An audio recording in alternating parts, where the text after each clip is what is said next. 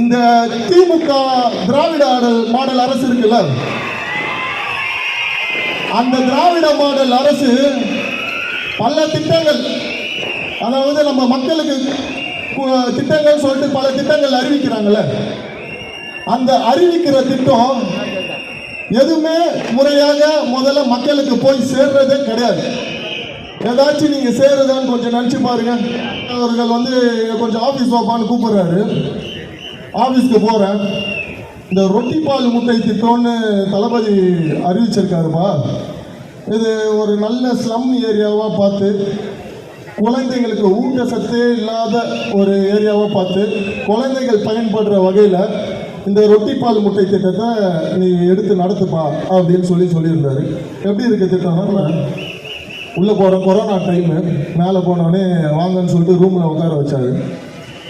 நான் வந்து மாஸ்க் போட்டுருந்தேன் கொரோனா டைம்னாலன்ட்டு. பரவாயில்ல, மாஸ்க்கை ரிமூவ் பண்ணுங்க அப்படின்னா. இல்லைனா உங்களுக்கு எதுவும் ஆகிடக்கூடாது, அதெல்லாம் ஒன்றும் இல்லை, ரிமூவ் பண்ணுங்க அப்படின்னு சொன்னார். ஒரு 2 நிமிஷம் உட்காருங்கன்னு சொல்லிட்டு ஒரு டோரை திறந்து அவர் வெளியே போயிட்டு அவர் கையால் ஒரு ட்ரேயில் 2 காஃபியோட வரார். நான் இந்த திட்டம்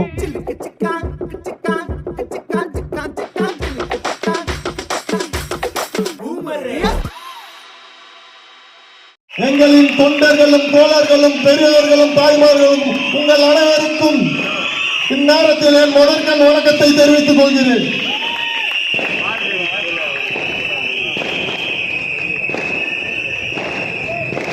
அதாவது இந்த திமுக திராவிட மாடல் அரசு இருக்குல்ல,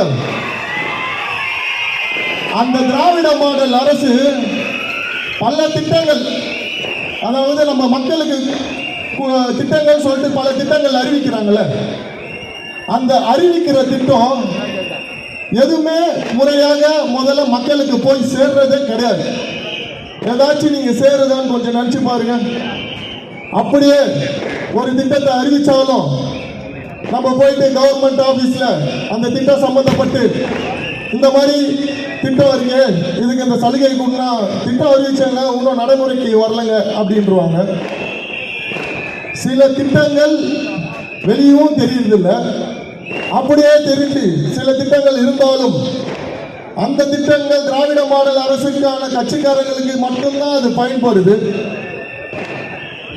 அதையும் தாண்டி சில திட்டங்கள், பெண்களுக்கான இந்த 1000 ரூபாய் திட்டம், இந்த பஸ் திட்டம், இந்த பஸ்ஸுன்னு இலவச பஸ்ஸுன்னு கொடுத்துட்டு அப்புறம் ஓசின்னு சொல்றது, பெண்களுக்கு 1000 ரூபாவை கொடுத்துட்டு டாஸ்மார்க்லையும், அதுக்கப்புறம் பெண்களுக்கான அவங்களுக்கான விலைவாசிகள் மளிகை பொருட்கான விலைவாசியா இருந்தாலும் சரி, இந்த மாதிரி வீட்டு வரியா இருக்கட்டும், எல்லாமே வந்து நம்ம கிட்ட வந்து பணத்தை, அதாவது விலைவாசியை அதிகரிச்சுட்டு இவங்க வந்து இந்த திட்டத்தை வந்து சொல்லி நம்மளை இன்னும் ஏமாத்திட்டு இருக்காங்க.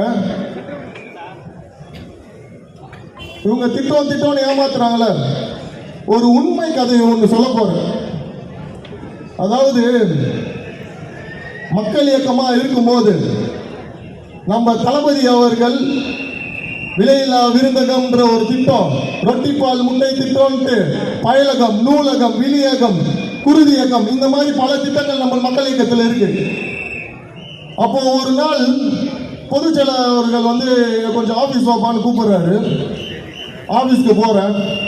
இந்த ரொட்டி பால் முட்டை திட்டம்னு தளபதி அறிவிச்சிருக்காருப்பா. இது ஒரு நல்ல ஸ்லம் ஏரியாவா பார்த்து, குழந்தைங்களுக்கு ஊட்டச்சத்தே இல்லாத ஒரு ஏரியாவை பார்த்து குழந்தைகள் பயன்படுற வகையில் இந்த ரொட்டி பால் முட்டை திட்டத்தை நீ எடுத்து நடத்துப்பா அப்படின்னு சொல்லியிருந்தாரு. எப்படி இருக்கு திட்டம்னா, நல்லா இருக்கு சார் அப்படின்னு. சரிப்பா, சிறப்பாக நடத்துன்னு சொல்கிறாப்புல. நாங்களும் போயிட்டு ஒரு ஸ்லம் ஏரியாவை சூஸ் பண்ணி அந்த இடத்துல இந்த ரொட்டி பால் முட்டை திட்டத்தை அறிமுகப்படுத்தி பொதுச் செயலாளரை வர வச்சு அங்கே இருக்க மக்கள் எல்லாருமே ரொம்ப சந்தோஷப்பட்டாங்க.